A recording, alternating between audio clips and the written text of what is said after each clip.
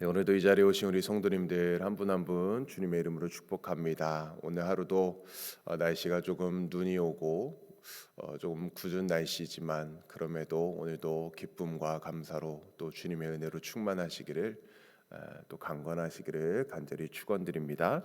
아멘. 오늘 우리가 창세기 39장의 1절부터 9절까지의 말씀을 함께 보게 되었습니다. 이제 창세기의 말씀이 요셉의 이야기들로 이렇게 이제 시작이 되었죠. 그래서 이제 계속 요셉에 대한 이야기가 나오게 됩니다. 요셉의 삶을 보게 되면은 참 우여곡절이 많은 삶을 살았죠. 형들에 의해서 노예로 팔려가게 되었고 멀리 애굽까지 끌려가게 되었습니다. 아버지의 사랑을 듬뿍 받았던 채색 옷을 입혀줄 정도로 사랑을 받았던 그런 요셉의 삶이었는데 부족할 것 없이 풍족한 가정에서 또 잘 자랐던 요셉이 하루아침에 갑자기 노예의 신세로 전락을 하게 됩니다. 이런 일을 겪었을 때 어떤 마음이 들었겠습니까? 보통 사람 같으면 아마도 영화나 소설에 나오는 것처럼 복수심에 불타지 않았을까요? 그래서 날마다 복수심에 사로잡혀서 언제 복수를 할까 그런 생각에 이렇게 사로잡혀 살아갔을 것입니다. 아니면 자신의 신세를 한탄하면서 평생을 무기력하게 살다가 허무하게 생을 마치지 않았을까 그런 생각을 해보게 됩니다. 그런데 요셉은 정말 놀라운 모습을 보여주죠. 이 요셉의 말씀을 읽을 때마다 우리에게 아는 내용임에도 불구하고 큰 도전을 줍니다. 요셉은 어떤 상황에 있든지 어떤 일을 만나든지 관계없이 하나님 앞에 성실했다라는 것이죠. 아버지에게 사랑받는 아들로 있든지 아니면 이방 나라의 노예가 되었든지 성실하게 자신의 일을 감당했던 그런 요셉입니다. 보디발의 집에 종으로 있을 때에도 억울한 누명으로 감옥에 갇히는 일이 있었지요. 그때도 요셉은 변함없이 성실했다라는 것이죠. 어떻게 이런 일이 가능할 수 있었을까요? 어떻게 이런 일이 가능할 수 있었겠습니까? 우리는 요셉의 개인의 그 성실함 그리고 그의 이 성품이나 자질도 훌륭했다고 말할 수 있겠지만 근본적으로 인간적인 이 성품 그 이상의 무엇이 있다는 사실을 우리는 발견할 수 있을 것입니다. 오늘 본문 3절 말씀을 같이 한번 읽어볼까요? 3절 말씀입니다. 시작.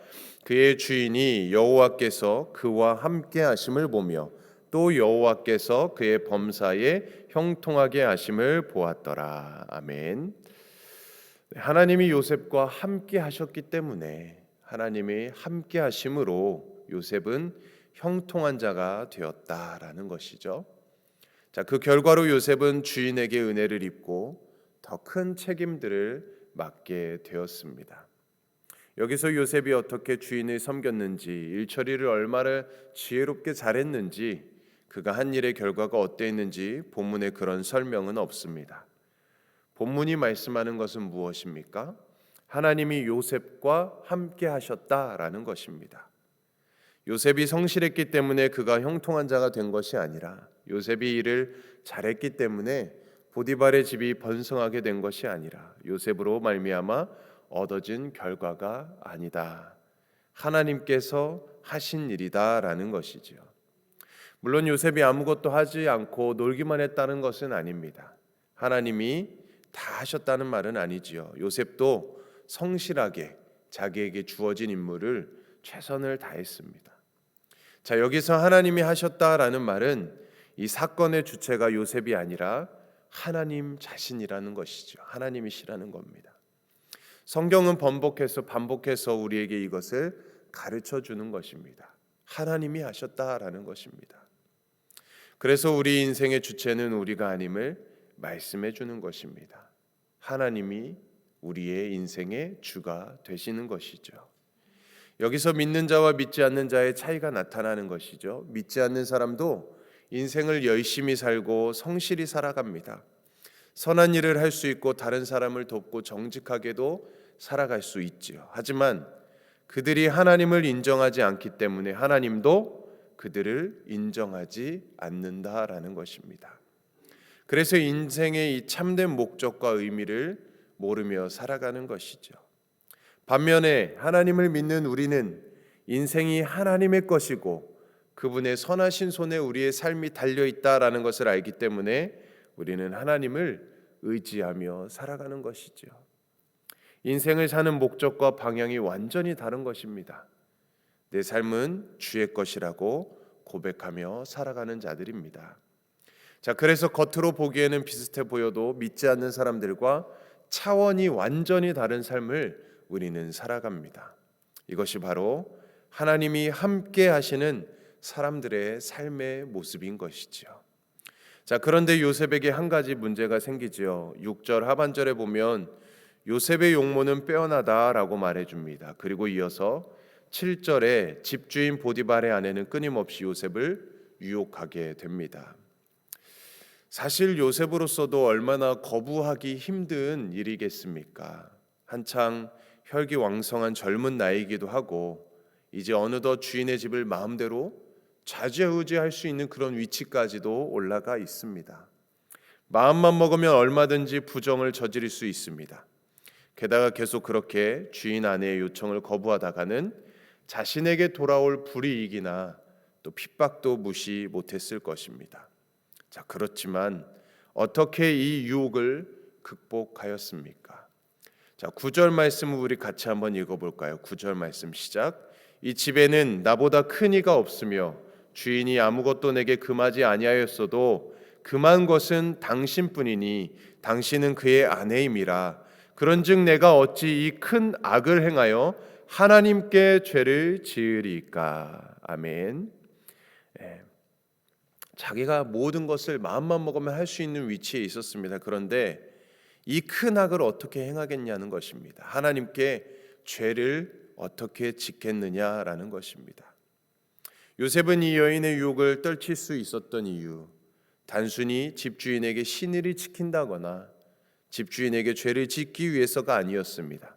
요셉은 이 일이 하나님 앞에 큰 죄라는 사실을 인식하고 알았기 때문이었지요.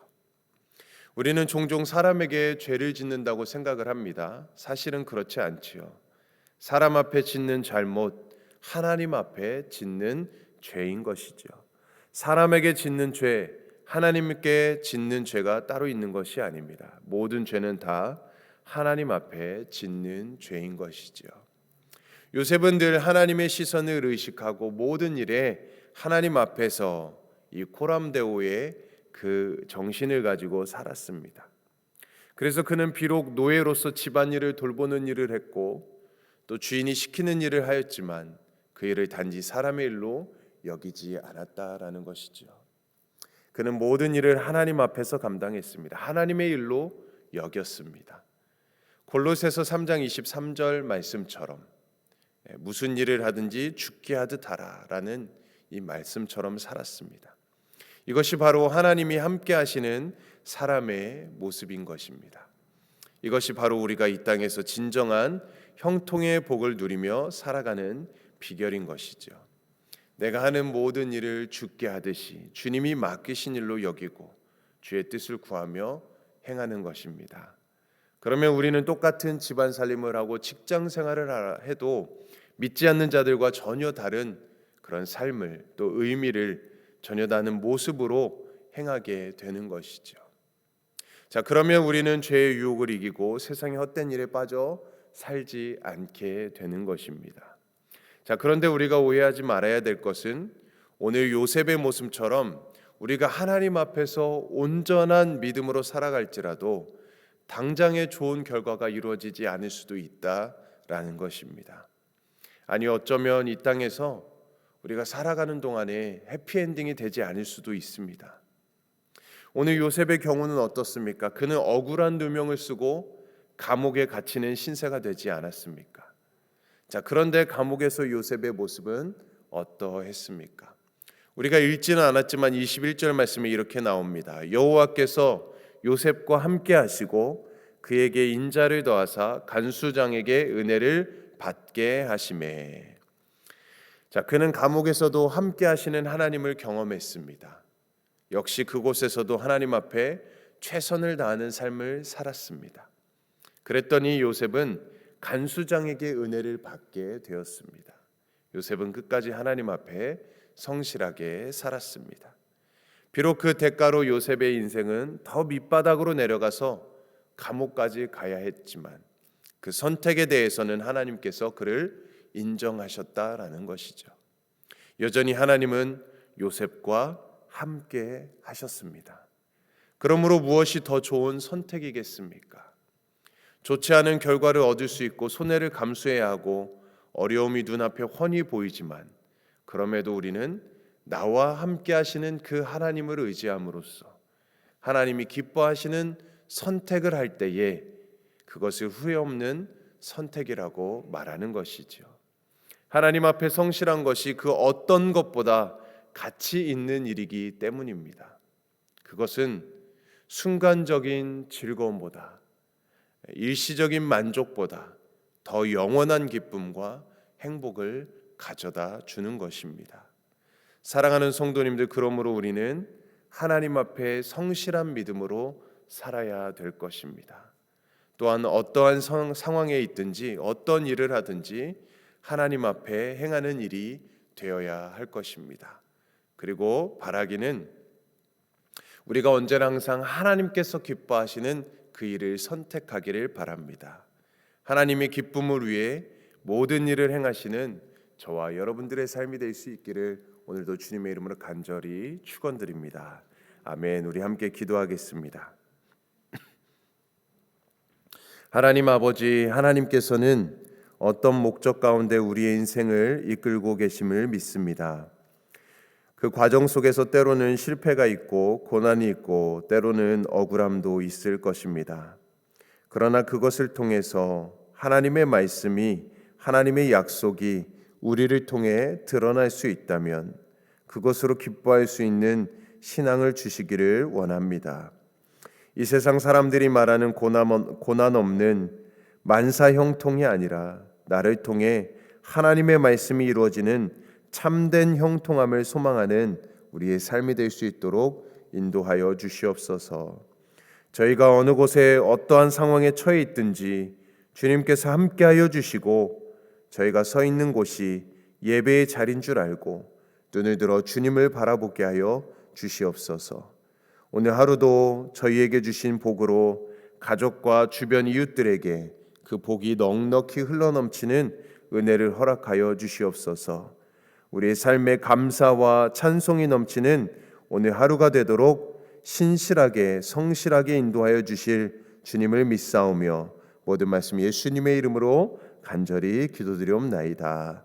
아멘. 네, 오늘 우리 아프리카 선교를 위해서 우리 남아공 김종석, 전충덕, 곽영서, 박정지, 안성준, 김현정, 세네갈 조항수, 조신영 선교사님을 위해서 함께 기도해 주시고 오늘은 저녁 7시에 우리 운한초 권사님 천국 환송 예배가 있습니다. 이를 위해서 함께 기도로 준비하며 또 함께 참여해 주시기를 부탁드리고 또 우리 교회에 새로운 표어를 가지고 또 이렇게 2월을 또 이렇게 나아가고 있습니다. 우리 모든 것들이 주님께 더 돌아가고 또 회복되고 또 우리를 새롭게 하시는 은혜가 넘치도록 우리 함께 기도해 주시고 또 우리 담임 목사님, 당회원 장로님들, 또 우리 모든 교역자들, 또 우리 모든 직분자들, 우리 또 어린 자녀들 위해서도 우리 함께 기도해 주시고 또 사랑하는 우리 모든 가정과 또 사업장 일터를 위해 또 우리 개인의 기도 제목을 위해서 오늘도 우리 함께 주님의 이름 한 번 외치며 간절히 기도하겠습니다. 주여